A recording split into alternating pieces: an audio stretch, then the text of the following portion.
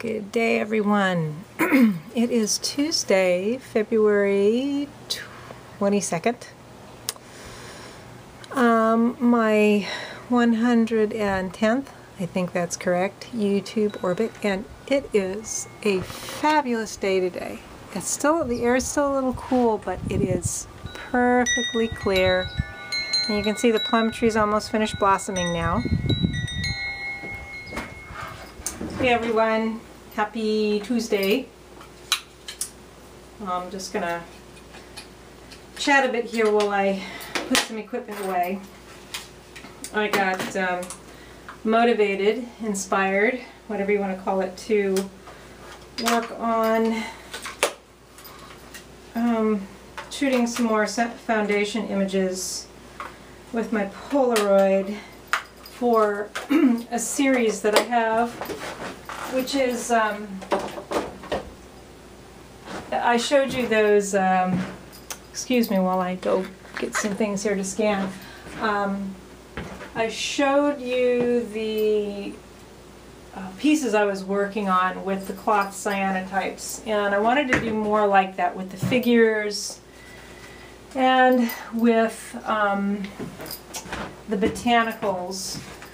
So I needed to, first of all, I wanted to use up the black and white film that I had in my Polaroid, which I was just putting away.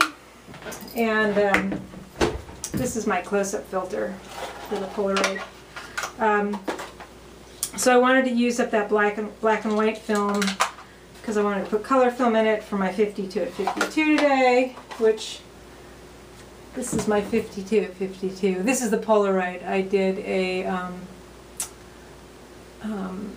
pinhole of it too, and that's double exposure. It's kind of abstract, but the notion is movement, having to do with an external spring and an internal, I don't know, I've heard it called the second puberty for women. So there's a lot of movement going on, and I am getting this message in repeated forms. And so I figured it was time to act on it.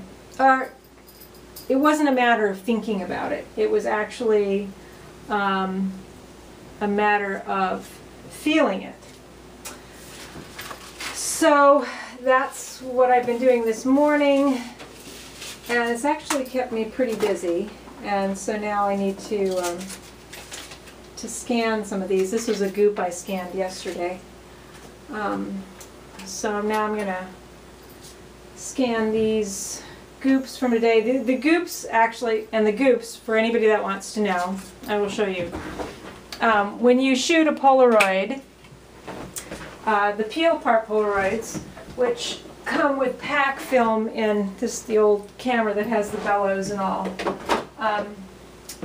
And I may have explained this in a video a long time ago. When you shoot a goop, or when you shoot a Polaroid, depending on the film, well, right, you always have the peeled off part and the positive part. Positive part, peeled off part. Not all Polaroid film offers you a goop that is actually usable. This particular film, this is a fast film. It's Fuji 3000B. The goops actually end up solarized. This isn't usable as it is. What I do with this is that I scan it and change the orientation, because this is actually backwards. You know, I rotate it if it's off when I scan it, and then I invert it, and I end up with a positive with some negative effects. So you have that solarization effect that Man Ray used a lot, and you know, different photographers use for effect, and you can actually, usually I think Photoshop and Photoshop Elements has a solarizing filter. So anyway, so the nice thing about using Polaroid film for me, it's actually Fujifilm, Polaroid doesn't make film anymore, is that you actually, as an artist, you end up with more bang for your buck. You get a positive and you get the goop, which you can scan and then use for, well, I will get like something threefold out of it, because I can scan the goop, use it as a print itself by printing on the either inkjet or getting a chromogenic print, and then also I can make a negative with the goop scans for cyanotyping. And the negatives of the positives are the ones where I will scan this and then I will make a negative with it, and then I cut the figure out, and that figure goes on the cyanotype material, whether it's, well, I'm mostly using cloth for these, along with the botanicals. So you got this little teeny figure and these, you know, kind of life-size botanicals in it. So anyway, this morning, it's like all my energies around me, the input I was getting from outside of myself was just moving me in this direction.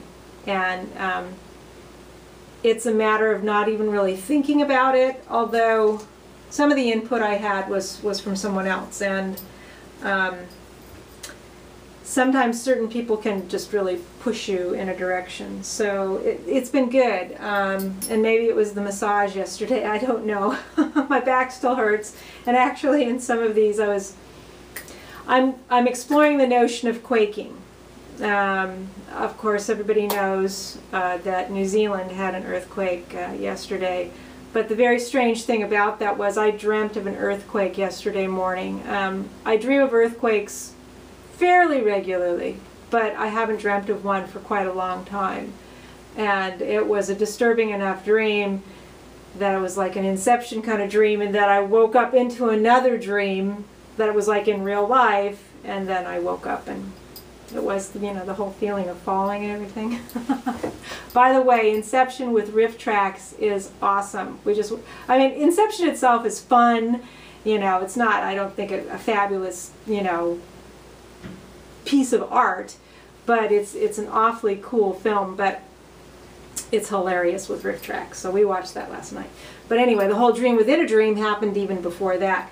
So I'm getting messages from energy to do things. So that's what I did this morning. And I also read a very cool article on,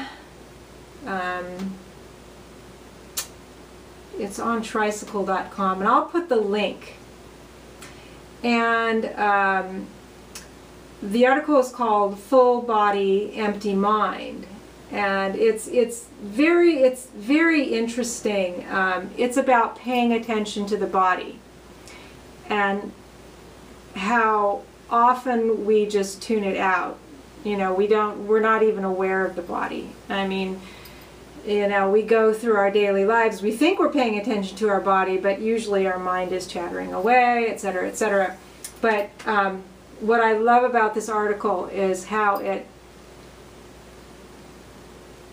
expresses the notion that we can use our body and our body sensations for our meditative practice and ultimately our self-growth, which through the practice of Aikido I have come to that conclusion. And one of the practices that I left behind, a group that I had belonged to for 20 years, and it just was not working for me. The meditation practices were all about cutting off awareness to the sensation. And, you know, you're not supposed to hear anything, you're not supposed to see anything, you're not supposed to feel anything. And that was always really difficult for me. Whereas this practice is that, you know, the thoughts arise and fall and you let them go, but if you pay attention to the body, there will be all sorts of internal things that come up that are not physical, because we store emotions in our body. So not only was the doctor telling me this last week, but I'm reading this in an article today, and it's like, okay, got to pay attention to this. I don't know, I always find it really exciting. when the world around us, the energy around us, gives us so many messages. And, you know, it's just exciting to start listening to them and start using that energy. So anyway, okay, that was a bit of a ramble, but I'm not going to go on and on. This is my own personal experience. You know, obviously everybody has different experiences in their life, but I always like to hear about other people's good experiences and how things are working for them. So I'm going to scan these, maybe make a blog post. I'm going to put the link to this article down below for anybody else who is interested, because I thought it was just really a fabulous article. I mean, none of these things are easy. They're simple, but they're not easy, because we get so conditioned to living our lives and our minds working the way they do, and just we go on this automatic pilot that actually buries a lot of things and cuts us off from our full experience of life. So that's what I'm going to do. I hope you're all doing well today, and we'll talk to you soon. Bye.